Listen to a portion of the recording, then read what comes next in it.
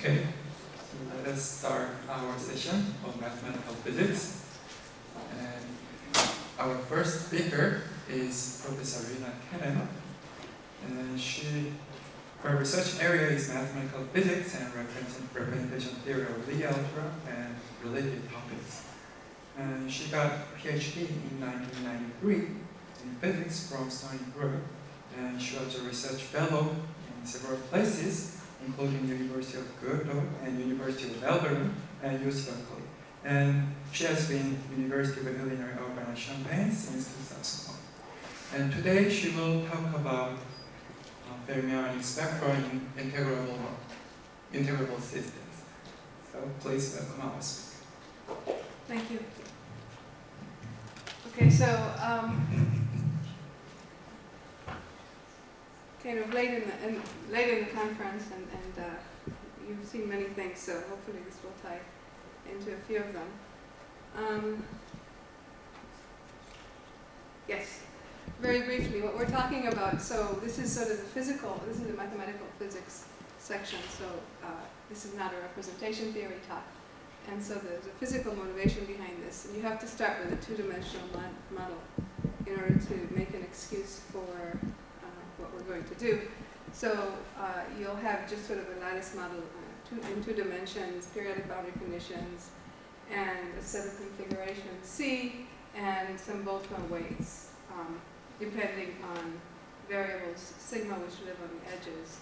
So I'll refer you to the 6-vertex model. And when we have a two-dimensional model, the problem is compute the partition function. So this is our fundamental objects in statistical mechanics in 2 dimensions. Or you can reduce it to a 1-dimensional quantum problem by computing a transfer matrix. So you have your 2-dimensional lattice, you compute the partition function of one of these rows. And of course, I remind you that we have periodic boundary conditions in this direction and this direction. So the partition function above was trace of the transfer matrix to the mth power, where m is the number of rows. And this is how you show integrability. You prove that you have a set of commuting transfer matrices. If your transfer matrices have a spectral parameter, this will generate for you commuting Hamiltonians. So this is a proof of integrability, the normal proof of integrability. In particular, and in here I'm always going to be talking about the generalized Heisenberg spin chain. So it goes like this. I have representation, so these are finite dimensional vector spaces, and they're always Yang-Yan modules. Yang-Yan instead of the quantum algebra, simply because I want criticality. I'm investigating criticality. And so if you want, you can say, okay, I have a quantum affine algebra module sitting on this vertical lines, and that's okay too, but your model will not be critical. The combinatorics will turn out to be the same. Okay, so I have finite dimensional Yang-Yan modules, arbitrary, of some Yang-Yan corresponding to G. Actually, in this talk, G is always SLN, although some of the statements that I make are more general. But the usual XXX spin chain is just SL2, and all of these modules are the 2-dimensional defining representations of SL2. And these are evaluation modules of the Yang-Yan. And then you construct a transfer matrix. The Boltzmann weights are sitting at these sites. They're the entries of the R matrix, which is the R matrix of the Yang-Yan. You construct a transfer matrix by taking the trace over the product of R matrices. And the Yang-Baxter equation implies that you have a set of commuting transfer matrices, and therefore this model is integral. And so the spin chain Hamiltonian of your generalized Heisenberg spin chain is just the first logarithmic derivative evaluated at appropriate value of zeta. Okay, so this is the physical motivation for this. And now something maybe you don't think about very often, or you don't think about this. I don't want to take the thermodynamic limit. I want to be able to talk about field theory in the end. But I don't want to talk about the thermodynamic limit. I want to talk about a special thermodynamic limit, which we called with Bayer-McCoy the conformal limit, because it goes like this. So the problem is, you compute the partition function. This is under the quantum partition functions. You take a trace over the Hilbert space of the transfer matrix. The Hilbert space of the transfer matrix is just a tensor product of the representations on the vertical lines of e to the minus beta times however your Hamiltonian acts. Okay. And I want to take this partition function in the following limit, which I call the conformal limit. So this model has a phase transition when t goes to 0. So instead of taking the thermodynamic limit, which is n goes to infinity, I take t goes to 0 at the same time, such that nt is fixed. And if this model has sufficient symmetry, and since it has a critical point at t equals 0, then I will get some sort of conformal field theory. And I expect this partition function to be the partition function of some conformal field theory in this particular limit. And I want to do this because I know everything there is to know about the model on the lattice. The model on the lattice has a beta-Ansatz solution. So, in fact, it has more than one beta-Ansatz solution, maybe. And I want to say that this is a useful thing to do because once I compute this partition function in the conformal limit, then it will give me a hint of how to deform the model in an integrable way. So it should be the partition function of massive integrable field properties. Okay, let me explain what I mean by this, by taking the conformal limit. So if a model is a criticality, it has some excitations which look like this. So it's a bunch of quasi-particles. These are the order 1 over n excitations. I'm not considering the entire spectrum, I'm considering only the part of the spectrum which is contributing to the partition function in the conformal limit. This is the order 1 over n spectrum. There's a whole bunch of other states which we don't see in this limit. And for each quasi-particle, I'm going to have an energy function as a function of, let's say, the momentum. And I see this from, say, the beta-Ansatz solution. And here, near the edges, the energy is approximately linear as a function of p. And moreover, because I have a periodic system, the momenta are quantized in units of 2 pi over n. So now I'm going to just approximate my energy as a linear function of momentum. It's just proportional to the momentum, and the momentum is just an integer multiple of 2 pi over n. So I have a quantum parameter in the system, q. So I expect the energy to be multiples of this. K is the Boltzmann weight constant, T is the temperature. So I expect the energy to be some multiple of this. And I've reduced my problem to combinatorics. I assume I have a beta-Ansatz solution, which I do for any arbitrary Heisenberg spin chain. And I reduced my problem to combinatorics of beta-Ansatz. Let me show you how. So the Eigen Values, okay, this is not always strictly speaking true. There are many people who write papers about how this is not true, but it's approximately true that the Eigen Values of the Hamiltonian are in bijections with a set of integers, so obtained from functional relations for the.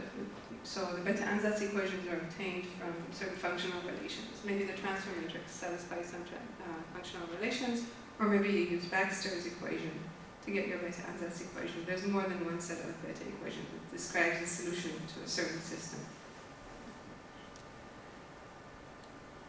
Okay, and the reason I say that I'm considering fermionic systems is because it's always true for any system for which you have a beta-Ansatz solution. The following is always true. The solutions are parameterized by sets of partitions, which are distinct partitions, well, multi-partitions. It's called the string hypothesis. So you have however many strings you have in your beta-Ansatz solutions, for each one of those you have a set of distinct partitions. So these are called the beta integers. So the rows of these partitions are the beta integers, for example. Okay, so again, I say this is not strictly speaking true, but it's sufficiently good for the sort of limit that I'm going to take. Okay, what is a fermion? A fermion, the partition function of a fermion that has linear energy on an interval from 1 to m is just a q binomial coefficient, the Gaussian polynomial, times a quadratic function in the number of particles. So I have m fermions on this interval. This is its linearized partition function. Okay, that's it. It's this Gaussian polynomial and this quadratic form. Okay, so these p's, they come from the asymptotics of the beta ansatz.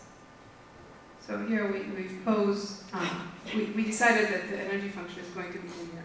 And this is the what I said at the beginning about trying to compute the conformal partition function. What I said is justified by that. Linearizing the energy is justified by that. Okay, so combinatoric of beta ansatz. What you do is you take the asymptotic limit of the thermodynamic beta ansatz, and it gives you a certain combinatorial rule. And so it turns out that maybe you have more than one type of quasi-particle in the system. Those are the strings. The solution of beta ansatz, for those of you who worked on beta ansatz.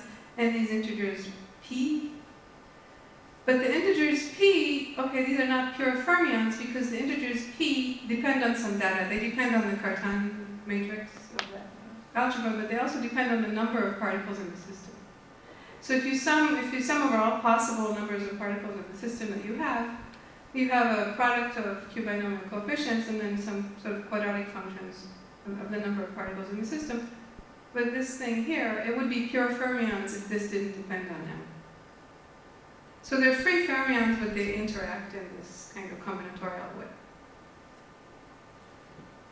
Okay, so I claim that this is the linearized partition function for generalized Heisenberg spin chain in general.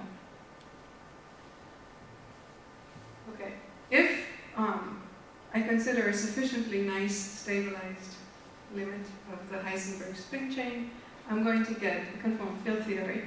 I'll specify, for example, XXX has a conformal field theory limit, and Z linear, the linearized partition function, will have an n going to infinity limit, and what I'll get here is the chiral partition function. So usually in conformal field theory, you have a partition function which is composed of a chiral and anti-chiral part, and I'm only considering one part of the spectrum. So I expect to get characters of Virasoro algebra. Oops. And then why is this nice? It's because it tells me what is the quasi-particle content of the conformal field theory in the limit. Okay, so it tells me about the number of quasi-particles and the number of ghosts and so forth. And so originally, so if you know what kind of fields you have in the conformal field theory, this should match up with what you know about your conformal field theory. And originally, when we came up with these functions, we postulated that, well, probably when you take the limit, you get a particular form for the partition function as a Q series. And this will tell us about what are the possible massive integrable deformations of the conformal field theory.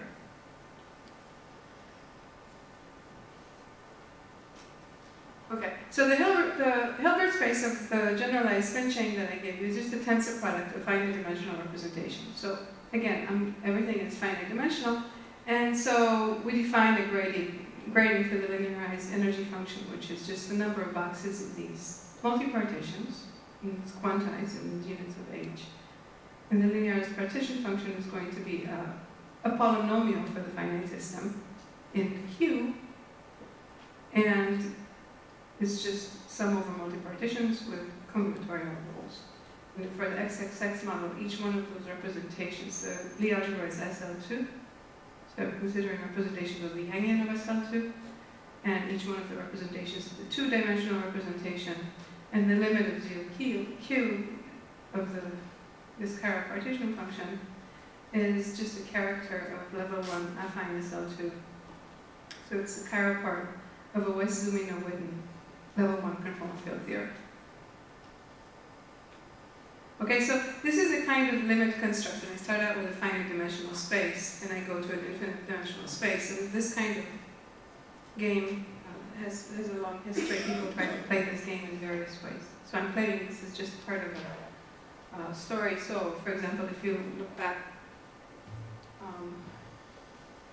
maybe to the 70s actually, maybe there's something before with that in Jimbo. They have the construction of this very same space as a semi-infinite wedge space, and then this was deformed to quantum algebra by Stern and others. Also in the early 90s, Jimbo Miwa and collaborators constructed semi-infinite tensor product space. So this doesn't make any sense, okay, this space is too big, but they made sense of it by saying, okay, it has to stabilize to some V0, V1, Z0, V1 and infinity. So the semi-infinite tensor products which stabilize, this is for the anti-fermionic XXZ spin chain. And they showed that there is a well-defined action of the quantum affine algebra on this semi-infinite tensor product if you stabilize it in this way. So this is what I'm looking for. I'm looking for a semi-infinite construction. So the right kind of tensor product was defined by Fagan and Loktev actually in 1999 by defining a grading on this tensor product. And the grading is inspired by the grading of conformal blocks. And so in special cases, this gives you de Mazur characters or tensor products thereof. But these have nice stabilized limits that give me infinite dimensional spaces. So here's the physical picture. Maybe you consider this to be a physical picture, maybe not. These are your primary fields. So here I'm considering some of the algebra G, and I'm looking at conformal blocks in this Levino-Whitney theory with some fixed level. And so I put a representation at 0, a representation at infinity, and I put a bunch of fields at points Z1 through Zn, where the Zi's are assumed to be distinct. And this is the sort of thing you compute in conformal field theory. You compute such correlation functions and you call them conformal blocks. They should satisfy KZ equations, for example. But in terms of representation theory, these fields are just intertwiners between integrable representations. And the dimension of this space depends on the number of intertwiners, and if K, the level, is very, very large, this dimension is just given by the Littlewood-Richardson rule, otherwise it's given by the Verlinder rule. And so I'm asking, okay, what is the dimension of this space? But this isn't, so if you look at this, eventually, if you put in enough intertwiners in here, you should be able to reproduce the entire space, the entire integral module, just by putting in enough intertwiners. And so this is the motivation for why you might introduce the following grading.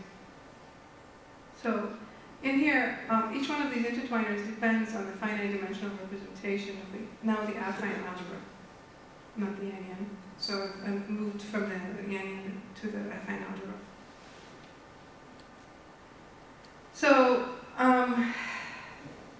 if K is very large, the dimension of the space of intertwiners is just the dimension of the space of invariance, G invariance, inside this tensor product. So I'll introduce, so it's the same as the Hilbert space of the Heisenberg model. I'll introduce a grading of this tensor product by remembering that these are current algebra modules. So this is the only really representation theoretical part of this. So if you have a bunch of G modules, V1, so you pick a collection of finite dimensional G modules with cyclic, let's say Heisenberg vectors, V1 through Vn. You can make them into evaluation modules of the half of the current algebra G of T by introducing an evaluation parameter zeta, where zeta I are assumed to be distinct non-zero complex numbers. Then you can define so here's a fact.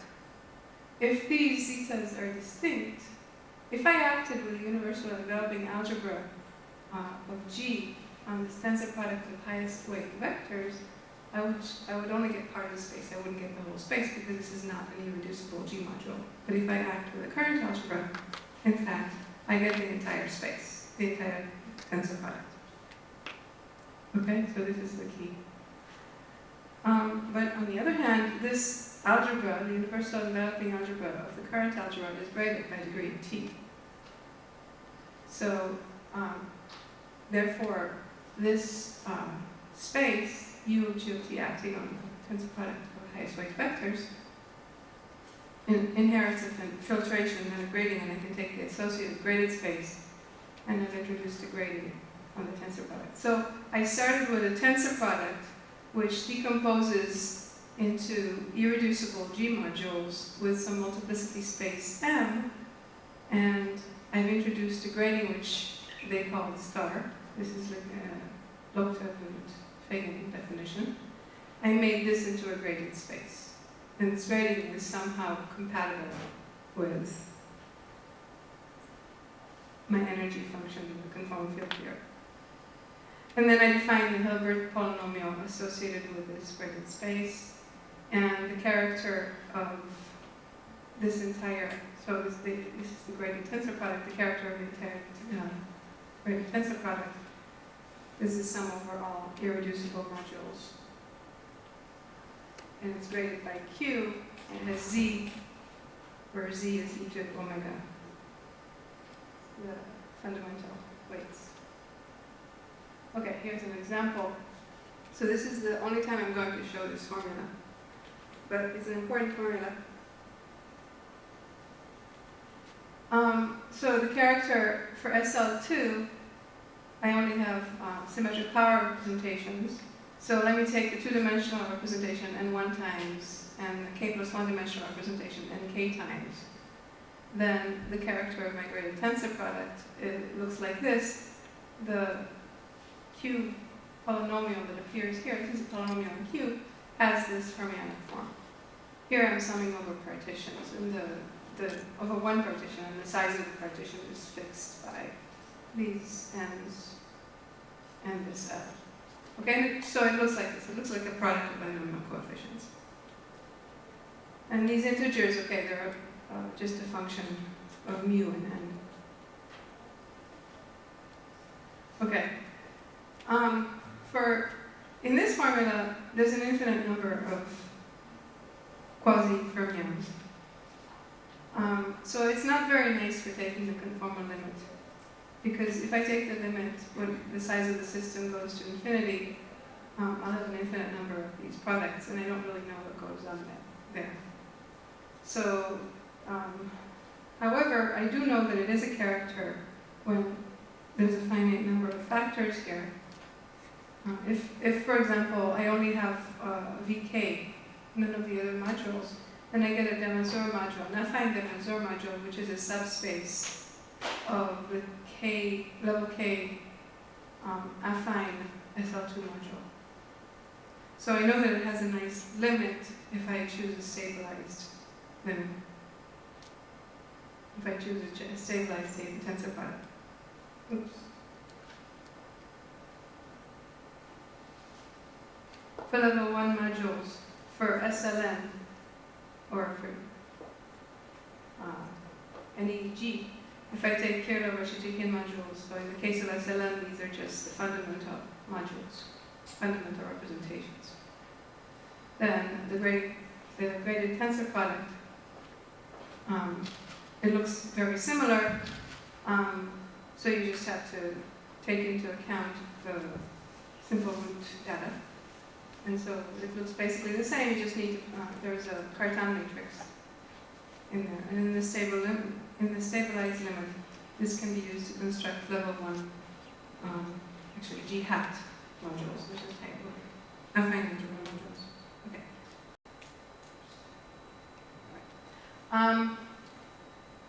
So now I'm going to stop showing you combinatorial formulas, and I'm going to talk about a discrete dynamical system that has everything to do with these formulas. So I'm going to switch gears, and it seems like at first it has nothing to do with anything. So I have a recursion relation, something called the Q system. So it's true that the transfer matrix of the Heisenberg spin chain satisfies what's known as a T system, which is sort of a discrete Hirota equation. And if you specialize it, then it descends to what's known as the Q system. Or if you like, you can think of the Q system with these, so this is a discrete dynamical system. If you want to know Qk plus 1, you need to know Qn and Qn minus 1. So if you give yourself this particular initial data, where Q1 are the characters of the fundamental representations, then the solutions are characters of Kirchhoff-speaking modules. So they're just Schur functions. Schur functions satisfy this recursion relation. Schur functions with rectangular, correspond to rectangular representations. This is true for this equation. There's such an equation for any simple Lie algebras. So there's a long history of this, but okay. Dropping the character interpretation, the Q system is just a discrete integrable system. It has it's a cluster algebra relation, so it's a mutation in the cluster algebra. And because it's a mutation in the cluster algebra, it has a natural Poisson structure. So there's always a Poisson structure associated with any cluster algebra, as we heard from earlier. So it has a quantum deformation. And this is the only excuse moment to introduce this. There are two reasons why I need to introduce the cluster structure, but I will not talk about that. And this is the quantum deformation. Now, this no longer has an interpretation as a recursion relation for characters. It's a recursion relation in an algebra generated by Qs and Q inverses. They Q commute in this way, and they satisfy this equation. So I just put in some Qs into my relations and made my Qs into critic Qs to indicate that they're quantum variables. They don't commute. So it's a non-commutative algebra. And the Q in here comes from the Poisson structure of the cluster algebra. Okay, so I've chosen to normalize it in a certain way. Okay, so this is again a discrete integrable evolution of non-commutative variables. And when I say integrable about a discrete equation, I mean I can find integrals of motion, enough integrals of motion so that the system is solvable. So I have n minus 1 of them because that's the rank of the algebra. And so I can write them down as partition functions of particles in a certain graph and so forth. But the important thing is that these integrals of motion, and I'll write one of them down, they're all Laurent polynomials in these Qs. And so you can write them as Laurent polynomials in Qs belonging to the same cluster. You'll see what I mean by that. So we use these operators to give an operator construction for this formula, this horrible Fermionic formula that I showed you on the previous page. So I'm never going to write down a combinatorial formula again. Now I can just have expectation values of product of Qs. So this is work with Di Francesco in 2011. We wrote this down. So what we were trying to do is to prove some combinatorial identity called the Kirchhoff-speaking conjecture. So it has to do with completeness of beta ansatz. It has to do with Betti numbers of certain spaces in special cases. Okay, whatever it has to do with, we wanted to prove this identity, and we needed this beautiful formula, which is not knowing anything about where the Q system came from. The fact that the Q system exists means that I can express remember my characters, which were a function of Q and Z. Now I've changed Q to Q inverse for my own personal reasons. And it factorizes in this beautiful way. I have some Q1s, just ignore this prefactor. If you were a quantum field theorist, you'd probably want to take a contour integral. I have a product of Qs, one of these Qs for each representation that I have in my collection of the I's. Okay, so that's what this product is. And it's an ordered product, they don't commute. And then I have something called tau. Tau stands for tail. Okay. And the tail, okay, the important thing in this formula is that it's not a polynomial in Q. It's Qn over Qn plus 1, or Qn plus 1 inverse. Okay? And I sum over all irreducible representations in order to put a z into this character. So these are the characters, the z characters of the irreducible representations of G. But this is not a polynomial, but it has a series expansion in Q1 inverse. Okay, let me remind you again, the Q system is a two-step recursion relation, so its solutions are functions of initial data. The initial data I choose is Q0 and Q1, so any of these Qs can be expressed in terms of Q0 and Q1. In particular, this tail is an infinite series in Q1 inverse. I mean, that's my choice. And then what I mean by the constant term notation, that's important. Here's what I mean by this pointy brackets. I mean, write whatever function appears inside here as a function of the initial data, Q0 and Q1. Then normal order it. Make Q0 act to the left. So pull all the Q0 to the left. I can do this because Q0, Q commutes with Q1. So this will give me a polynomial with Q's in it. Every time I pull a Q0 to the left, I get some power of Q. So I have a polynomial in Q, and then Q0 acts trivially to the left. Okay, so I'm left with something which is a function of Q1, and in fact, all of this will just give me a polynomial in Q1 of degree greater than 0 because I have this factor of Q1 in front. And then tau z is a series of Q1 inverse. I take the constant term in Q1. And such a constant term is non-trivial, only because of the presence of tau here. Okay, so this is just another, I claim that the terrible combinatorial formula that I showed you on the previous slide is just this, up to some factor of Q, is just this constant term identity. Okay, but when I have such a beautiful factorized form, I can do things with it. This is the example of SL2, so I'll show it to you because your eyes are probably glazed over. The quantum Q system for SL2 can be written in this way. There are no roots, there's only one root, so I dropped the superscript. So I have a Q commutation relation between neighbors, and this is the Q system. Those are the two relations that define the Q system for me. The conserved quantity, there's only one, because SL2 has rank 1. And it looks exactly like this. And when I say it's conserved, I mean it's independent of n. Modulo of the Q system, if you translate it n to n plus 1, you find out that modulo of the Q system is the same C1. It's independent of n. And then, so,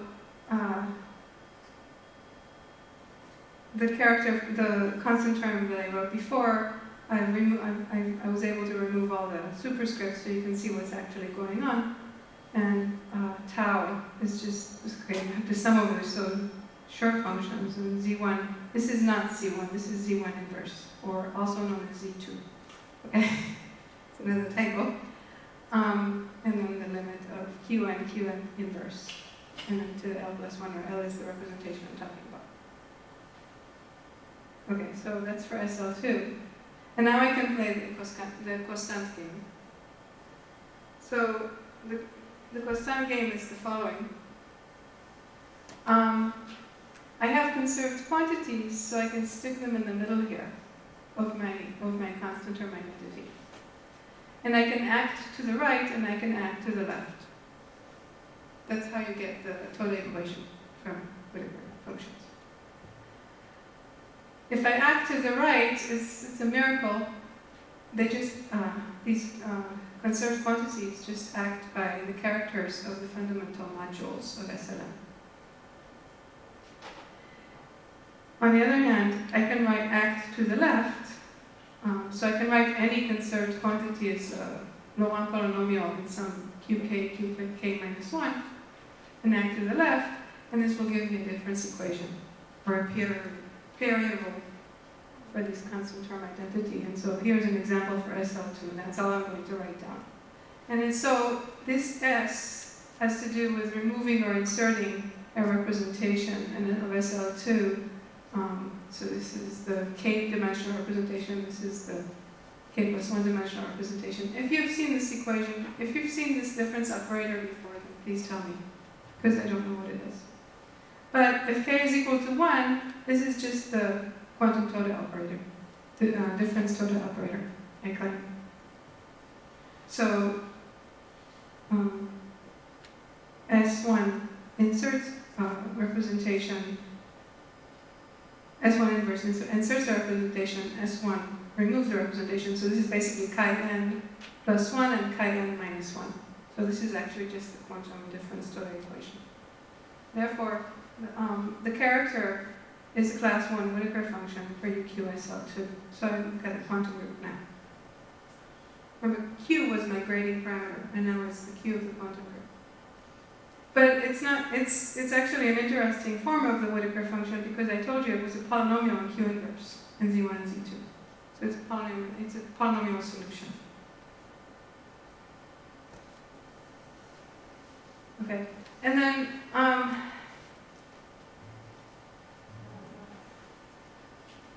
I want to show you this presentation, and this is new work with Filippo Francesco, so for being so patient and sitting here, you get to see something new. I define phi to be sort of taking this constant term of the function f. Phi on f, which is a function of these q's, is just taking the expectation value of f as before. Then I can define the right action of these quantum q's by differential operators on a function f, acting on its phi f. And these differential operators, up to some normalization actually, just look like this. So if I didn't have this factor zi to the k here, di is the q shift operator. This would just be a degenerate McDonald operator when k is equal to 0. When McDonald operator for t equal to 0. And for k greater than 0, therefore, since I have this equation, these are creation operators with respect to the McDonald operator. Okay, I haven't seen them before, and so again, if you've seen them before, please let me know what they are. Because now I can write down the realization of the quantum Q system in terms of difference operators. That is, I claim that these difference operators satisfy the quantum Q system. They commute in the right way. I renormalize things. So these generalized McDonald creation operators, or degenerate McDonald creation operators, satisfy the quantum Q system. So as a corollary, I can express the character. So what did I do here? Yeah. I can express the character. So up to an overall power of Q, it's a function of, it's a polynomial in Q inverse, and it's just a bunch of these creation operators acting on one. So Q difference operators acting on one. So they're symmetric functions and they're polynomials in Q inverse. So these n's count how many representations I have down here. So for example, for SL2, this is D1. If I just take k equal 1, this is the case of the Whittaker vectors, k equal 1. Then the character just has this form, D1 to the end. There's only one root 1. And so I can just drop this superscript, so I have D1 and D2. D2 is D1 inverse because Z1, Z2 is equal to 1. So this is my creation operator. I'll stop. I have to stop. So I want to say that why did we do this? We want to be able to produce Fermionic formulas which are easier to take the limit of. And I claim that, for example, this is one of the formulas that you can produce for the solutions of this difference equation. And this I can take the limit of. That gives me a Fagin-Stoyanovsky type formula for characters of affine modules. Okay, so to summarize, from the difference equation, so I can find lots of difference equations satisfied by this constant term for the generating function. And I can